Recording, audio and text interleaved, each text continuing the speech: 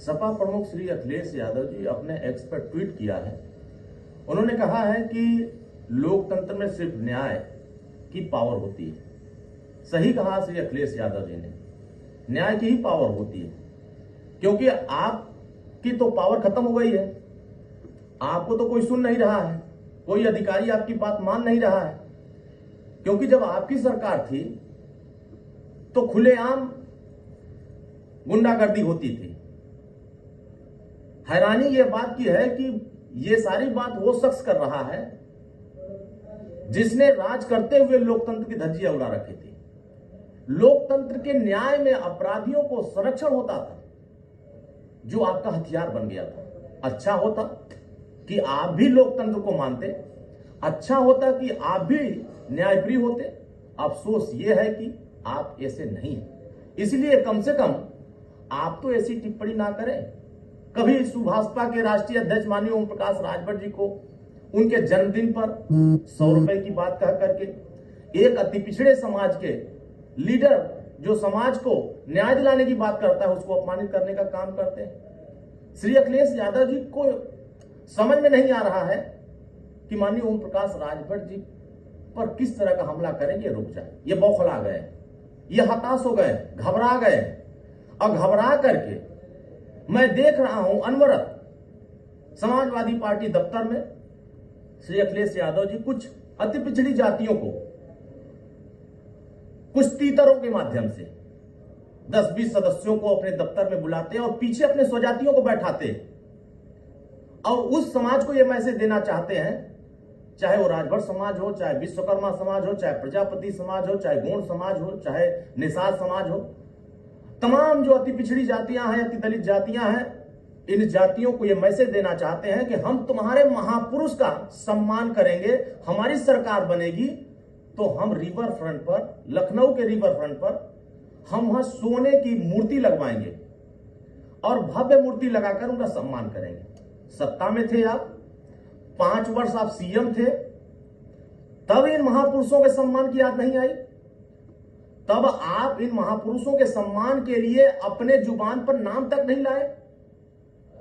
पहले अपने बैनर पर, अपने होर्डिंग पर, अपने कार्यालय में इन महापुरुषों का, चाहे वो चक्रवर्ती सम्राट महाराजा सुहेलदेव राजभर हो, चाहे महाराजा दक्ष प्रजापति जी हो, चाहे गोहराज निषाद जी हो, और चाहे भगवान विश्वकर्मा महाराज जी, यह तमाम बहुजन महापुरुष जो इस देश के लिए काम किए हैं, सामाजिक न्याय के लिए काम किए हैं, सामाजिक समरसता के लिए काम किए और देश की एकता को बनाने के लिए काम किए, राष्ट्र की रक्षा के लिए काम किए, राष्ट्र की धरोहर को बचाने के लिए काम किए और देश के सामने समाज को नई दिशा देने का काम किए।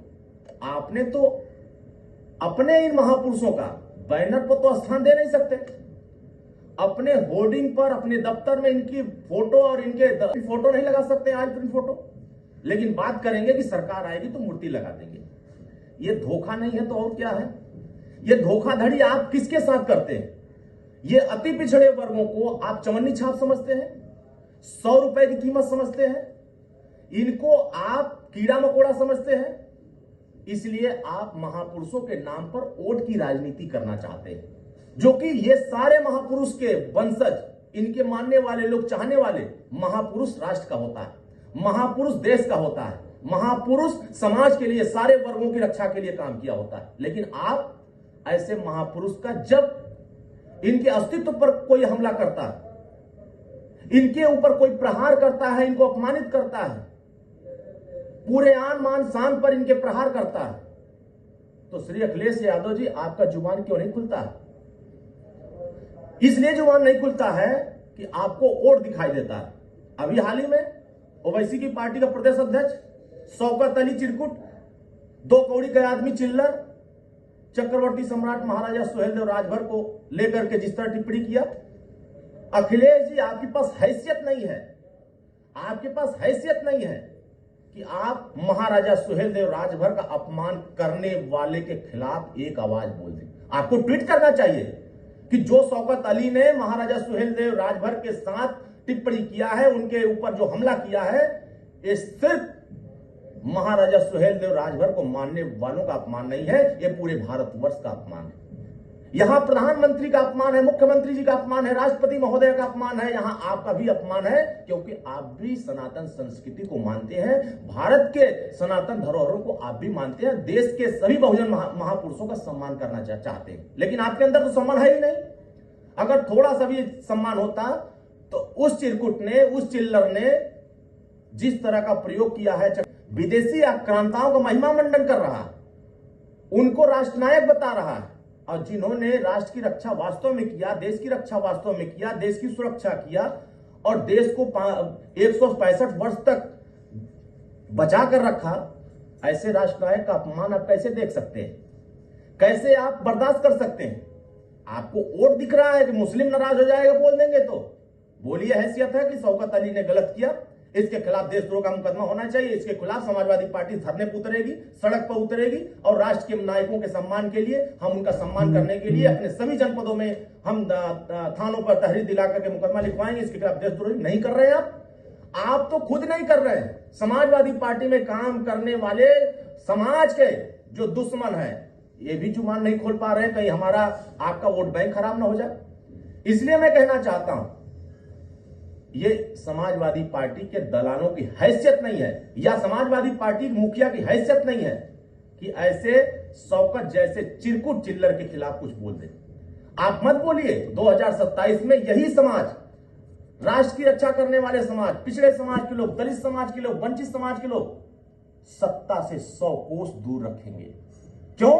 क्योंकि आप ना महापुरुष के सम्मान में खड़े हो पा रहे हैं, ना पिछड़े दलित के साथ अन्याय हो रहा है तो उसको न्याय दिलाने के लिए जा पा रहे हैं, क्योंकि आपकी कोई सुन ही नहीं रहा, आप तो खुद ही पैदल हो गए हैं। इसलिए माननीय ओम प्रकाश राजभर जी जो पीले गमछे को लेकर के थाने पर, तहसील पर, ब्लॉक पर जो सम्मान कार्यकर्ताओं को दे रहे हैं, गाजीपुर की घटना का जिक्र कर लेते हैं। गाजीपुर की घटना, जिस तरीके से वहां घटना हुई, इसकी जांच करने के लिए माननीय मुख्यमंत्री जी ने निर्देशित कर दिया है और वहां जांच हो रही है। जो भी दोषी पाया जाए उसके खिलाफ कार्रवाई होगी। लेकिन यह नहीं है कि पीला गमछा पहन करके थाने जाएगा, उसको अपमानित कर दिया जाए। अपमानित करने वालों के खिलाफ कार्रवाई होगी। इसकी जांच का विषय है। यह जांच होगा किस वजह से, किस परिस्थिति में इस तरह का हुआ है। तो मुझे लगता है कि आपकी जो हताशा है, जो आपकी निराशा है, आपके लाल टोपी की जो खतरा था, वो खतरे सत्ता से आपको दूर करके रखा हुआ, इसीलिए पीले गमछे से आपको तकलीफ ज्यादा हो गई। अब पीले गमछे से तकलीफ जितना ही बढ़ेगा उतना ही सत्ता से आप दूर होते जाएंगे। तो महाराजा सुहेलदेव राजभर के सम्मान के लिए बोलिए, देश के वंचित कमजोर वर्गों को सम्मान दिलाने के लिए काम करिए। ये फर्जी लफाजी करने का काम बंद करिए, क्योंकि उत्तर प्रदेश की जनता आपके चेहरे को, आपके चाल को, आपके चरित्र को बहुत अच्छे से समझ गई। हमसे जुड़े रहने के लिए हमारे YouTube चैनल को सब्सक्राइब करें और नई वीडियो की नोटिफिकेशन के लिए बेल आइकॉन को दबाएं। अगर आप ये वीडियो Facebook पर देख रहे हैं तो लाइक जरूर करें और ज्यादा से ज्यादा शेयर करें। धन्यवाद।